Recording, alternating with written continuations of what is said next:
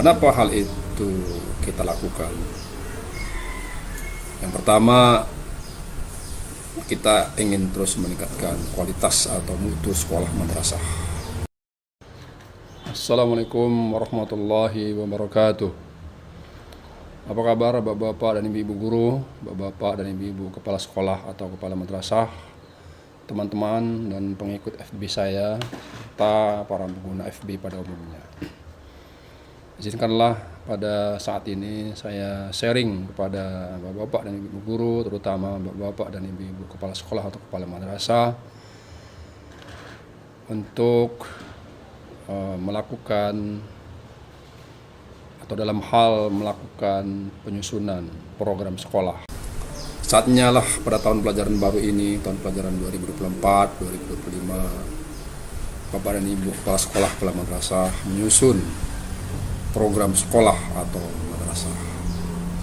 Kenapa hal itu kita lakukan? Yang pertama, kita ingin terus meningkatkan kualitas atau mutu sekolah madrasah.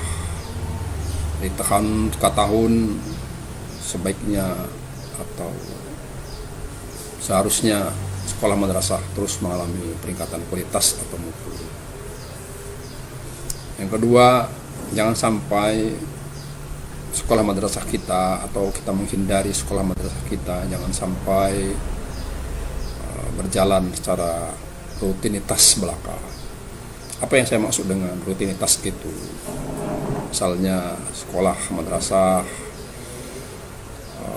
gambaran kegiatannya, siswa datang, guru datang, lalu guru dan siswa masuk kelas, berjumpa atau ketemu di kelas. Waktu jam istirahat, setelah istirahat masuk lagi, guru dan murid belajar lagi, setelah itu pulang. Setiap hari gambaran sekolah madrasah seperti itu.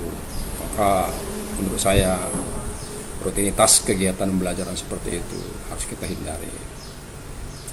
Oleh karena itu, caranya adalah kita menyusun program sekolah atau madrasah.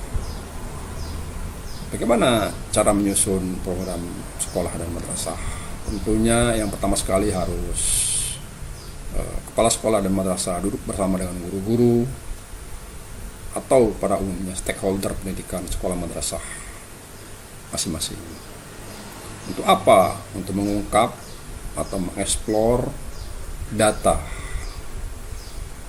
tentang kondisi pendidikan saat ini di sekolah madrasah masing-masing. Nah, itulah yang kita sebut dengan penyusunan program sekolah madrasah berbasis data. Tidak ada program apapun yang tidak berbasis data. Dari berbagai organisasi atau institusi apapun, pasti jika ingin menyusun program dan kegiatannya, maka dia harus melandaskan pada atau berbasis data. Setelah kita menemukan atau mengungkap data kondisi pendidikan di sekolah madrasah masing-masing, maka setelah itu kita menentukan indikator keberhasilan sekolah madrasah pada tahun depan.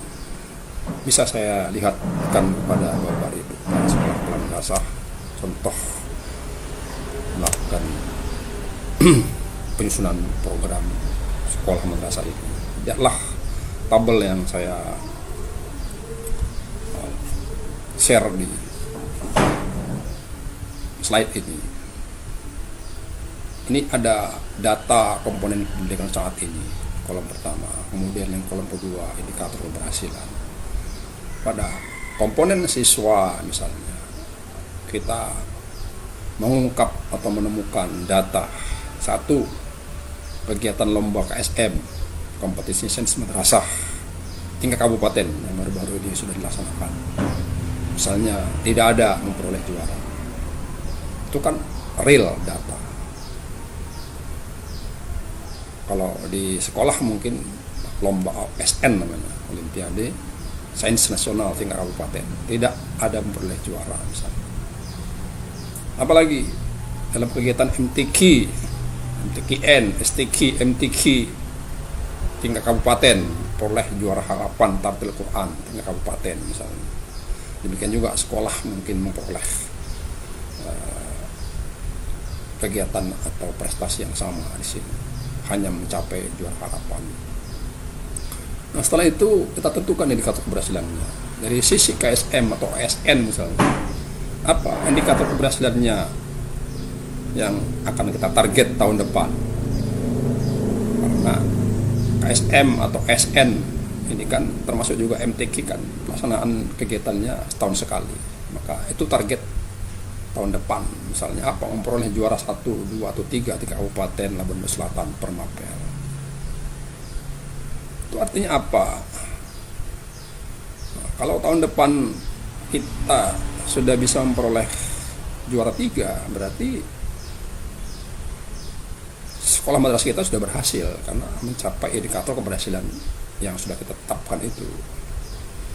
Nah, kemudian dari sisi kegiatan MTQ, target kita atau indikator keberhasilannya memperoleh juara 1, 2, 3 lomba tartil Quran di Kabupaten Lampung Selatan, atau juga memperoleh juara 1, 2, atau 3 lomba tahfiz Quran tingkat Kabupaten Lampung Selatan. Inilah yang perlu kita lakukan, Bapak Ibu guru, Bapak-bapak dan Ibu kepala sekolah madrasah. Ya, setelah ini tentu masih ada langkah-langkah yang harus kita lakukan, tapi inilah langkah awal untuk menyusun program sekolah dan madrasah. Barangkali demikian sementara yang bisa saya sampaikan, mudah-mudahan bermanfaat, dan insya Allah kita akan sambung lagi pada pertemuan yang akan datang. Assalamualaikum warahmatullahi wabarakatuh.